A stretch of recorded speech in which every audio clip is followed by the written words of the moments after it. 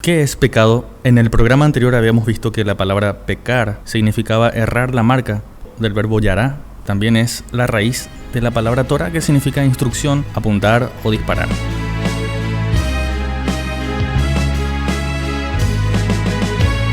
Bienvenidos a este programa que se llama Libres.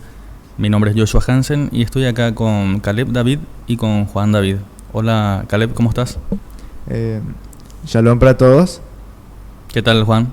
Shalom Joshua, shalom a todos. Y hoy seguimos en el programa hablando sobre qué es pecado. Ya habíamos empezado la vez anterior y hoy tenemos unas cuantas preguntas también y queremos hacerlo rápido porque tenemos poco tiempo. Caleb, ¿qué queremos decir con el término Torah? Bueno, Joshua, de hecho te puedo decir que el pecado es lo que nos separa con nuestro Creador, Dios, para empezar.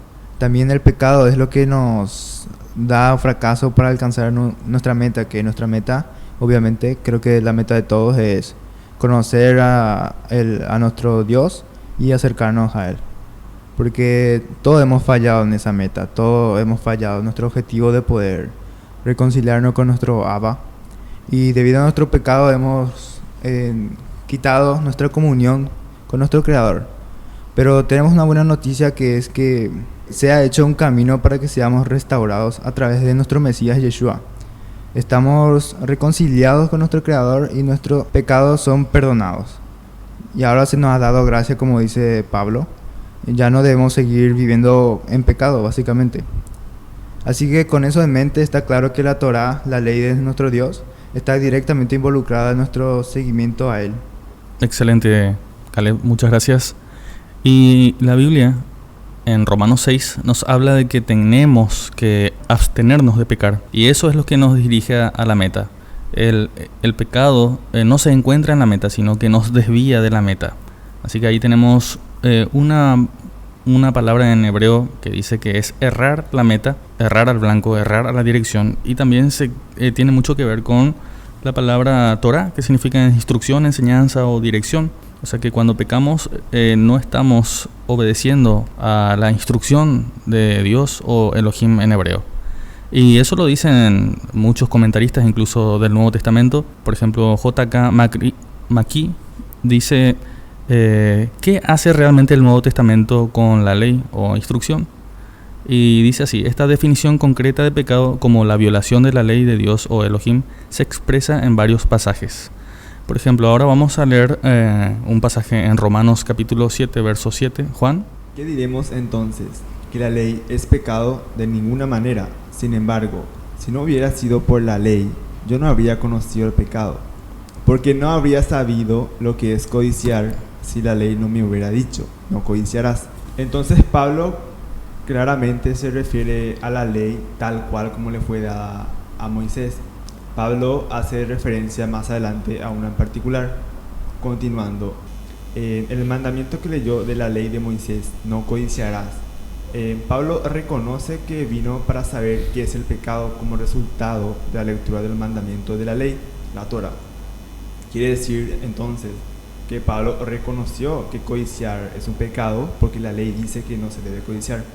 Exactamente, así como está escrito en la ley o instrucción o enseñanza, es lo que nos enseña a saber qué es el pecado, y uno de esos pecados es codiciar, como lo decía Pablo.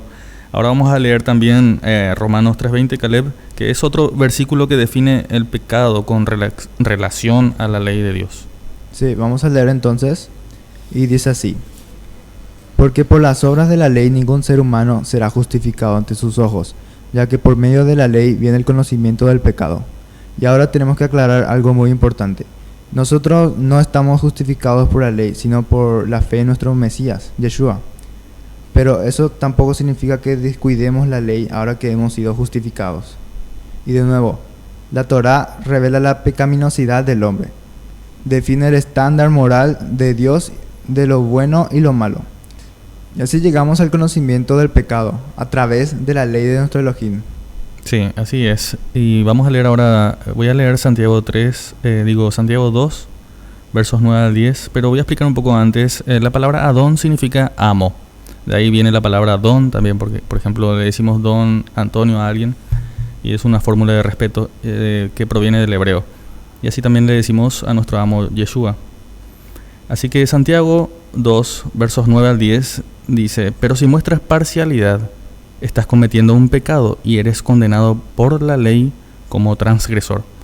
Aquí Santiago está definiendo, o Jacobo en hebreo, su nombre original era Jacob, así como el patriarca, y él está definiendo ahí en Santiago 2.9 que el pecado es la transgresión de la ley. Así dice: pero si muestras parcialidad, estás cometiendo un pecado y eres condenado por la ley como transgresor. Así que las instrucciones de Elohim están bien claras, y si uno las transgrede, se convierte en transgresor, por lo tanto, también está cometiendo pecado, que es igualado a transgresión. Veamos un versículo más que lo hace aún más claro, Caleb. Sí, vamos a leer 1 Juan 3:4. Todo aquel que practica el pecado, practica también la iniquidad. El pecado es la iniquidad. Cuando Juan dice que el pecado es anarquía, se refiere a la ley de Dios, la Torá. Según Juan, el pecado es una transgresión de la ley de Elohim. Sí, ahí lo vemos bien claro, porque en otras versiones dice: todo aquel que practica el pecado, presten atención, practica también la transgresión, dice, así dice. Bueno, vamos a leer 1 Juan 3:4. Todo aquel que comete pecado infringe también la ley, pues el pecado es infracción de la ley. Cuando Juan dice que el pecado es anarquía, se refiere a la ley de Dios, la Torá. Según Juan, el pecado es una transgresión de la ley de Dios. Exactamente, ahí tenemos una definición muy clara y muy sencilla de qué es pecado. Nosotros no necesitamos prácticamente, aunque es bueno, pero no necesitamos ir a los diccionarios bíblicos para definir qué es pecado, ya que acá en la primera carta de Juan, capítulo 3, verso 4, dice exactamente qué es pecado en cortas palabras. Imaginémonos los discípulos, los enviados, los emisarios, los apóstoles. Ellos no tenían diccionarios bíblicos como nosotros ahora tenemos. Ellos directamente entendían todo a través de la explicación de Yeshua o de los apóstoles, o también a través de la lectura de los rollos de las escrituras. Y también acá Juan es un discípulo, un apóstol de Yeshua, y él claramente está diciendo qué es lo que aprendió acerca del pecado. Y ahí dice que todo aquel que practica el pecado practica también la infracción, dice. O sea, está infringiendo la ley. Y la ley es la instrucción de Elohim. Vamos a pasar un tiempo más, es decir, unas ediciones más hablando de este tema, porque es un tema bastante sencillo de entender en el versículo, pero también es bastante controversial, porque hay algunas personas que dicen, algunos institutos bíblicos, algunos teólogos, algunas personas que enseñan también que en realidad este versículo no está tratando de decir que el pecado es infringir la ley de Moisés, pero vamos a seguir conversando sobre este tema, así que no se pierdan las próximas ediciones. Voy a ir concluyendo con que Juan también contrasta el pecado con la práctica de la justicia, es decir, son cosas contrastantes, son cosas contrarias. Eso lo vemos en la primera carta de Juan, capítulo 3, versos 7 al 10. Y bueno, Caleb también estaba hablando de la anarquía. Anarquía, ¿qué es anarquía? La anarquía es rebelarse contra una autoridad. Por ejemplo, en un estado, alguien se rebela contra el presidente, es un anarquista.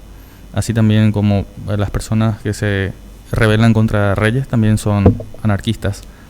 Así que hay una ley, hay una constitución, hay una instrucción de parte del Rey Todopoderoso, de Elohim, que tenemos que cumplir para no pecar.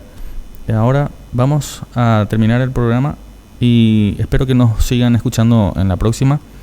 Les agradezco a los muchachos, a Juan, a Caleb, también a los jóvenes de la congregación Sendas Antiguas de J. Augusto Salívar, a los jóvenes de la congregación Betel de San Lorenzo, y también estoy agradecido al Ministerio 119 y a Steve Moutria, que es el que tiene los estudios en los cuales nos estamos basando.